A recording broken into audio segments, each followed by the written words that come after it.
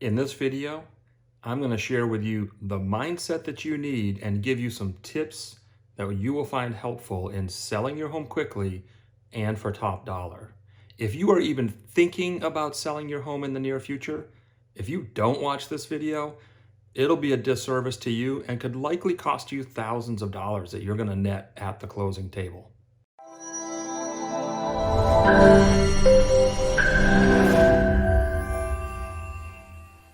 Hey, it's Jeremy here with the Guillette Group, and today we're going to talk about selling houses. I'm the lead listing agent for our team. This is what gets me out of bed in the morning. I love selling houses. I'm going to share with you some of the tips and tricks we've learned along the way to help prepare your home and, frankly, yourself to sell quickly. If you're new to the channel, please click the subscribe button, ring the bell. That'll make sure you get notified when we launch new videos each week. We talk about all things in Southwest Florida, obviously with a focus on real estate. If you want to learn more, please subscribe or leave us a comment in the section below. I talk to people all the time, really almost every day, that are looking to sell their home. This is the most expensive thing you likely own. Don't just leave it to chance, wing it, or go it alone. Take what you can from this video, and if you're local, give me a call. I'll personally meet with you and I'll walk you through the process of how we get homes sold. Okay, so let's get going. The first thing we're going to talk about, and this is really, really important, is the mindset. If you're making the decision to sell your home, make the commitment to sell your home. Don't decide to put it on the market, price it really high, and just see what happens. Make the decision to sell your home. Be bold about it, because everything you do from this point forward reflexes back to that decision. If you don't have the right commitment, the right resolve, or the right motivation, this process is tough and it's going to be stressful regardless. So work with someone, understand the process. We will help you through it one step at a time. I'm going to share a lot of tips in this video. A lot of them were lessons that we've learned along the way. Lessons, unfortunately, that sellers learn the hard way. So keep in mind, a lot of what we're going to talk about is going to reflex back to your resolve and your commitment to get your home sold. I'm not going to lie. You're going to I almost said a bad word. You're going to do a lot of work up front to get ready to sell your house. Yeah, it's a lot of work, but you know what? Look, if you do it right and you price it right, you do it for a couple of weeks and then you move on. You get on to that next step of whatever that is for you. You move on to that next step in your life. So I just mentioned price. This is the number one tool we have. Frankly, it's the most important decision we make, is setting the price for your home. Sure, I'm going to give you some advice, but you pick the number. But at the end of the day, the market sets the price. Keep in mind, unless you have a cash buyer, lenders are going to require appraisals. And even if you have a cash buyer, no one's willing to overpay. So you have to price it what the market's going to bear. And if you don't price it and go too high in the hopes that you're going to get lucky, you can actually do irreparable harm to the time on market and what you're ultimately going to close for. So pricing is the single most important decision you're going to make when getting ready to sell your home.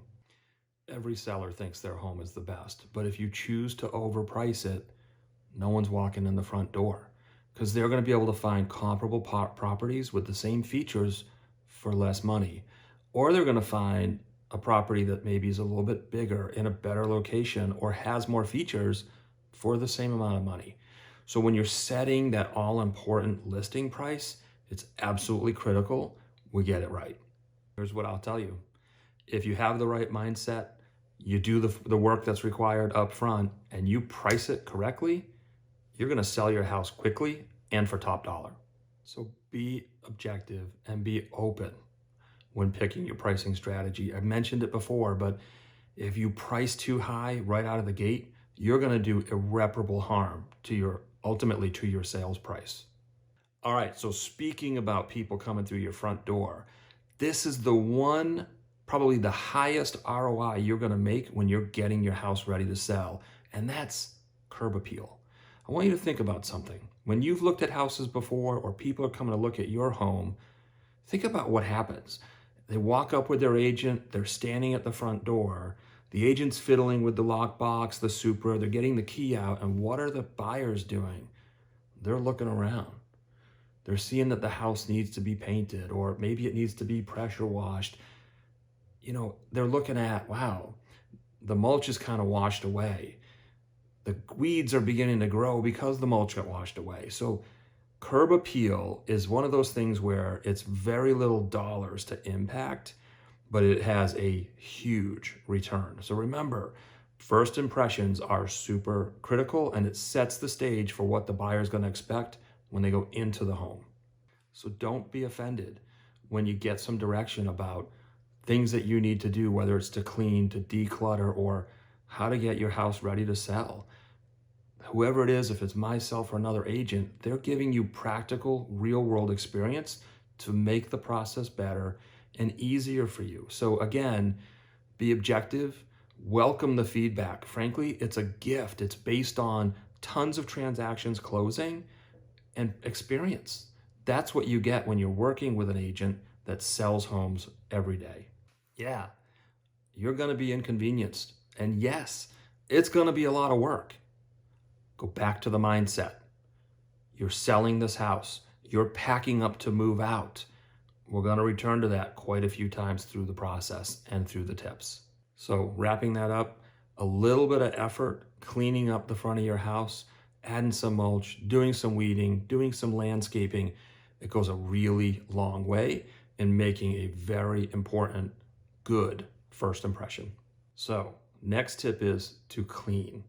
Clean as if your aunt, the nagging aunt is coming.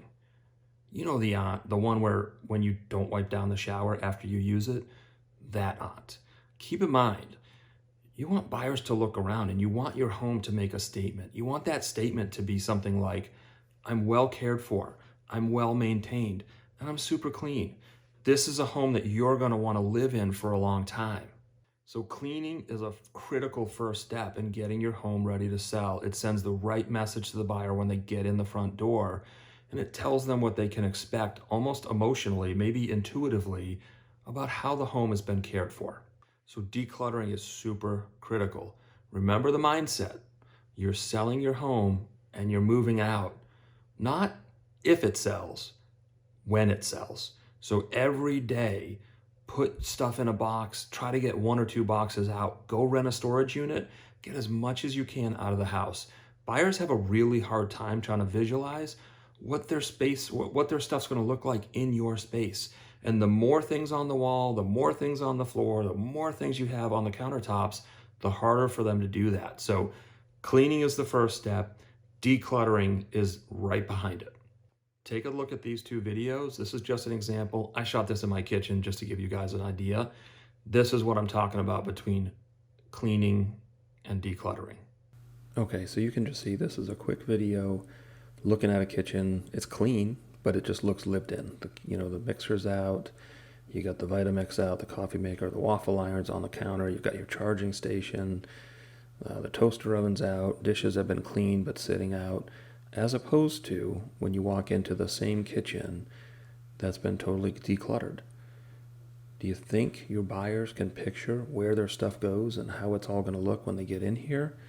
This is what it should look like when you're getting ready to show your home for every single showing. Okay, the next tip is make needed repairs. I'm not talking about renovations. I am talking about anything mechanical, anything structural. You should just plan on making those repairs. Now, don't make carpet upgrades unless you're directed to, or like replace the laminate in a floor. You may go do that, and meanwhile, you're gonna find out that the buyers wanted to do something totally different. So seek the advice of your agent. They're gonna walk you through what the right strategy is. Oftentimes, it's a better strategy just to offer a discount or a credit at closing as opposed to replacing worn out carpets. Okay, so the final tip on making some repairs, you just want to do them. So there might be a hole in the wall. Let's use this as an example. Your kids came down, somehow bumped into the wall, put a hole in the wall, whatever. It might cost you $75 to use a local handyman to fix that. If you're a handy yourself, it might cost you $10 to $15 and just some time. But when a buyer walks through, they're going to look at it and they're going to see that's $150 or $200 to repair that wall. If you have 5 to 10 of those, all of a sudden they're measuring things in the thousands when you might have a handyman come in and for $400 can fix everything. So take the time. Again, all the work goes in on the front end. The more work you do on the front end, the better the price, the faster you sell, and the better the process in general. Okay, so the next tip is lighting. Lighting is super critical when people are showing your house or viewing your house. You should have every blind open, every curtain should be pulled back, every single interior door needs to be open to make sure that natural light and light is just spilling out. Every single light fixture you have better be on. I don't want to hear, I'm worried about my electric bill. If you do the right thing, you're only going to have one more electric bill. If you don't and you worry about the electric bill, you're going to have 2 or 3 more. Here's another example. I just shot this in our house just for fun. It's one with the lights on and one with the lights off, and you're gonna see it is a stark difference. Watch the video. I'm gonna narrate over it a little bit. Tell me what you think below. Okay, so this is us walking in the front door here of our house, and I just wanted to show or really compare and contrast what it looks like with the lights off and then with the lights on. So obviously this is the example with the lights off, and it still shows nice. You know, you're looking at this kind of feature wall built in. Oh, hey, 0 corner door. We can open up to the outside. Great. Table for 8 on the eat-in kitchen. Oh, and some bar stools. You know, it's still going to have a good impression as long as it's clean and decluttered. But take a look at it with the lights on. It's a totally different experience. You know, there's just something more inviting. It's a warmer space. You know, they're trying to picture, I mean, here we even turn the fake fireplace on. Again, you're trying to create an ambiance. You're appealing to all the senses. This is how you do it. You know, it's nothing to turn the lights on, leave them on, you know, try to line up showings where you have them back to back. That way that, you know, the showings look the same every single time. Here's another tip. Help me help you. Write down all the things that you've put into the house, anything that's unique. What are the features that you love the most? I can incorporate that into the write-up that I put into the listing. Now we're somewhat limited in terms of how much I can put into the listing, but I have all kinds of different medias I'm going to use to promote and advertise your property.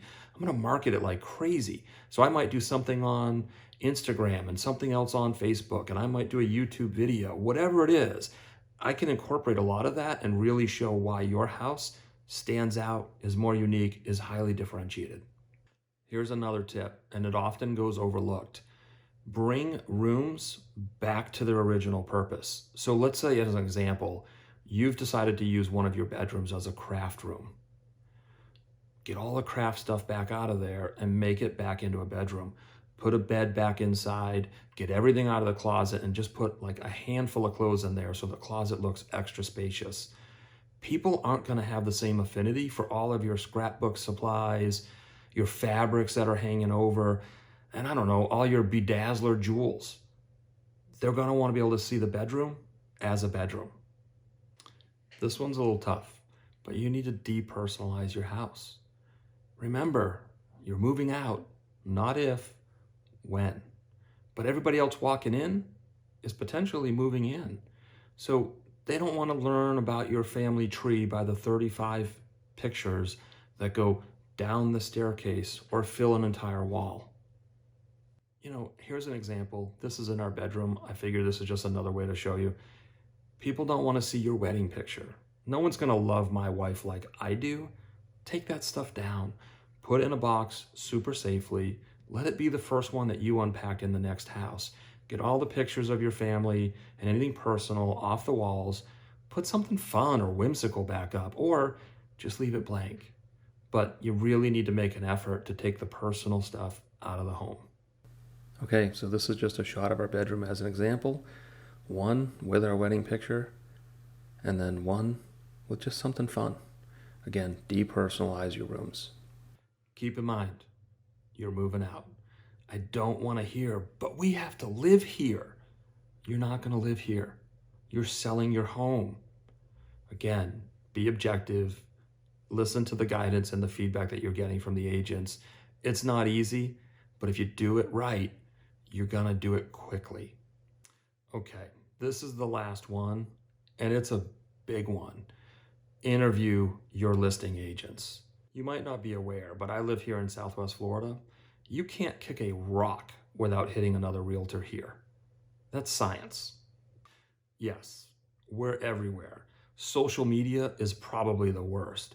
And even when they're not openly promoting being a realtor, they do it in the shady, they disguise themselves as like this great neighbor. They're in every one of your neighborhood Facebook groups. They're probably on Nextdoor. They're the agents that are like, oh, I have a real estate client that's looking for a plumber. Who do you know that can do a kitchen remodel? Let me just tell you, if they're a good agent, they already have that Rolodex. And if they just happen to be on the pages, they're taking notes when there's good recommendations. So when I see that stuff, it's like, ugh, just gag me already. It's just desperation, and I think it's terrible. You can probably tell I'm getting a little irritated, but there are so many agents out here, and they're just desperate for your business. In fact, they'll take your listing at a high price, not so they sell your house, but so that when they're getting a bunch of other buyers through the home that then give you the feedback that it's priced too high, they'll offer up other properties that they have to show them so that they can win new buyer clients. That's not what I do. I'm only interested in listings that I can sell. So if we decide to work together, it's because you've chosen me and I've chosen you. I'm not interested in taking a listing that I can't sell. I invest a ton of time and a ton of money to promote and sell these homes. Okay, so those agents, they walk in with their iPhone, they take some good pictures, they put it into the MLS, and then they truly just pray that the house sells. I would liken that strategy to the same thing as the for sale by owners. And sadly, the data shows us that for sale by owners sell for 13% less than those same transactions that are done with an agent. So here's my plea. Find an agent that's going to promote the property like crazy, that's going to communicate with you excessively, that's, I don't know, just going to be professional in their approach, that is going to show you what they're going to do different, how they're going to sell your home. What you need is exposure, and that's the reason why just getting it in the MLS isn't sufficient. Doesn't work for FSBOs, and it's not going to work for those fly-by-night realtors that just want to do 1 to 2 transactions a year to put some money in their pocket. The other thing is, again, this is likely the most valuable thing that you own. Don't take a chance with a brand new agent. Let them be a buyer's agent. But when you're selling your home, you want someone that can market it correctly, promote it appropriately, and negotiate effectively. Okay, I'm going to be probably a little bit irritable here, but I had 2 flyers come to my house this week. Both of them were disgusting. I hate to say that. The first flyer led with, sell your home for 4.5%. Let me show you how it works. And it starts with, let's cut the buyer's commission. Do you think that's the right approach? If you have people competing in a hot market, do you want to de-incentivize, I guess you'd say, a buyer's agent? They're naturally going to be more inclined, even if they're not thinking about it, to try to steer towards the one that offers them a full commission. But here's the more important part. So this person that leads with 4.5%, I looked at their statistics. Our market average, mind you, we close about 95% to list price. That's the market average. They averaged 89%, and their days on market were double. So here's the thing. The idea of saving 1.5% on the front end is attractive, but you're actually losing 6% selling at 89% of list price versus 95 at the market average, or 98 with a good agent. So any way you slice it, it's terrible math. So don't be short-sighted. Don't only think about what you're going to pay in commission and closing costs, as opposed to really negotiating, getting top dollar, following the process, and ensuring you have a better outcome. Now, the second flyer that came was from an agent, frankly, that I really had respected, and I was really disappointed. So this agent put this mailer out and they said, I specialize in new construction. And they listed 4 different communities on this flyer. The first one I looked at, they're selling their models. there's like 3 lots left in the entire neighborhood. And the third one that was listed is sold out. So here's an agent that's telling you we specialize in new construction, and they put 4 communities on the front of this flyer, 2 of which you can't even build on, essentially. So take the time, do the diligence. It is so important that you partner with the right person, with someone that's going to get the job done, that's going to net you the most amount of money and in the shortest amount of time. So obviously, I'm passionate about selling houses. I hope you took something from this video. I have to believe that it's helpful in some way. If you're in the Southwest Florida area and you're looking to sell your home, please give me a call. I want to interview. I want to show you what we do differently and how we get homes sold. The reality is, I can't give it all away. I didn't put everything into this video. Some of it I have to reserve so I can continue to maintain selling faster and at a higher sale to list price than my competitors. So hope you guys enjoyed the video. Please like, subscribe, leave us a comment. If you have any questions, call me 239-771-6237. Have a great day.